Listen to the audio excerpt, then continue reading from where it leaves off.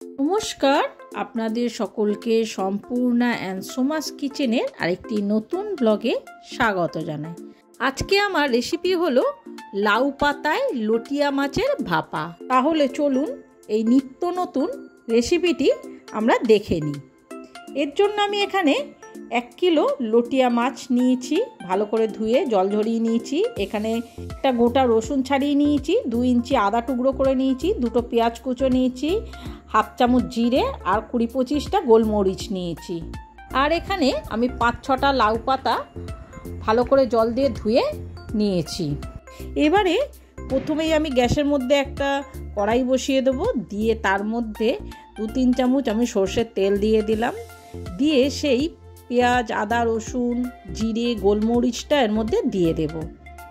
দিয়ে আমাদের এইটাকে সামান্য একটু হালকা লাল করে ভেজে নিতে হবে। যখন এই রকম মশলাটা ভাজা হয়ে যাবে তখনই আমি মশলাটাকে তুলে নেব।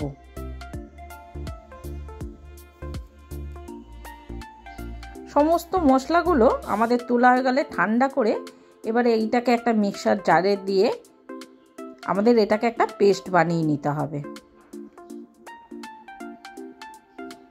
আমাদের মশলাটা বাটা হয়ে গেছে দেখুন। এবার এই মশলাটাকে আমাদের ওই যে লটিয়া মাছটা আমি ধুয়ে রেখেছিলাম তার মধ্যে সম্পূর্ণ মশলাটাকে আমরা ঢেলে দেব। তো বন্ধুরা, আপনাদের যদি আমার এই রেসিপিটি ভালো লেগে থাকে তাহলে অবশ্যই আমার চ্যানেলটি সাবস্ক্রাইব করে একটা লাইক দিয়ে আমার পাশে থাকবেন। এবারে এক এক করে এতে 1 চামচ হলুদ গুঁড়ো, 1 চামচ লঙ্কা গুঁড়ো আর স্বাদ মতো আমি এর মধ্যে নুন দিয়ে দিলাম। দিয়ে এবার এইগুলোকে খুব ভালো করে আমাদের একসঙ্গে মেখে নিতে হবে মাছের সাথে।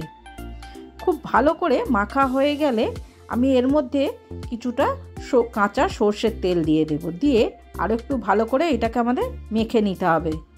খুব ভালো করে মাখা হয়ে গেলে এটাকে আমি সাইডে রেখে দেব 5 মিনিটের জন্য।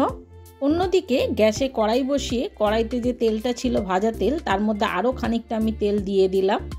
দিয়ে কিছুটা নাড়াচাড়া করে এবার সেই লাউ পাতাগুলোকে আমাদের এর মধ্যে সাজিয়ে দিতে হবে। প্রথমে নিচে আমি 2-3টে লাউ পাতা ভালো করে সাজিয়ে দেব। এই সময় গ্যাস কিন্তু একদম লো সিমে থাকবে। লাউ পাতাটা সাজিয়ে দিয়ে তার উপর আমি সেই মশলা মাখা লটিয়া মাছটা দিয়ে দেব। দিয়ে ভালো করে লটিয়া মাছটাকে আমাদের এর মধ্যে ছড়িয়ে দিতে হবে। ভালো করে লটিয়া মাছটা এর মধ্যে ছড়িয়ে দিয়ে এর মধ্যে আরও কিছুটা আমি এখন সর্ষের তেল দিয়ে দেব। দিয়ে আমি এবার এক এক করে ওপর থেকে আরও কয়েকটা পাতা আমি এর মধ্যে চাপিয়ে দেব। ভালো করে লটিয়া মাছটাকে আমাদের ঢাকা দিয়ে দিতে হবে এই পাতা দিয়ে। দিয়ে এবার আমি একটা ঢাকা দিয়ে এটাকে আমি এখন 15-20 মিনিটের মতো একদম লো সিমে হতে দেব। 20 মিনিট পর দেখতেই পাচ্ছেন আমাদের রান্নাটা কমপ্লিট হয়ে গেছে। এই সময় আমি গ্যাসটা অফ করে দেব। দিয়ে আরও কিছুক্ষণের জন্য এটাকে চাপা দিয়ে রেখে দেব। আরও 10 মিনিট পর ঠান্ডা হয়ে যেতে দেখুন আমি পাতাগুলোকে আস্তে আস্তে করে এবার সরিয়ে দিচ্ছি। দেখুন আমাদের লটিয়া মাছের ভাপাটা সম্পূর্ণ রেডি হয়ে গেছে।